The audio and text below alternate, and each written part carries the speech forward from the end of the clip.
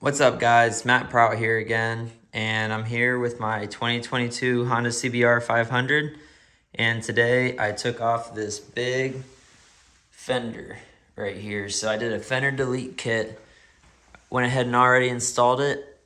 Personally, I think this thing looks so much better than what the stock one is. It's got a nice LED light right there for my license plate, and I think it just makes it look a whole lot better. So I'll go ahead and walk through. Obviously I took that one off first, so I had to undo these 4 bolts that were in here.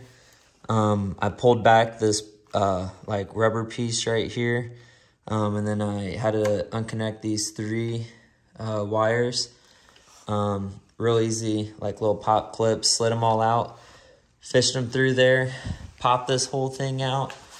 I grabbed my new fender delete or my new license plate holder with my turn signals and got those wires, fished them up through there, fished them all back through here, electrical, taped them up, put them in, fed the bolts through the bottom, and yeah, had some nuts on top to fasten them down, and this thing looks amazing. So I think it really starting to come together with the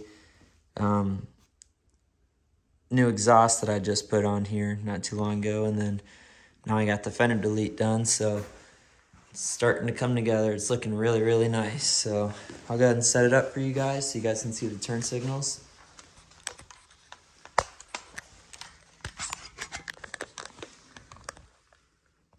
Almost need a cameraman. Trying to do 2 things at once. So there's the left one.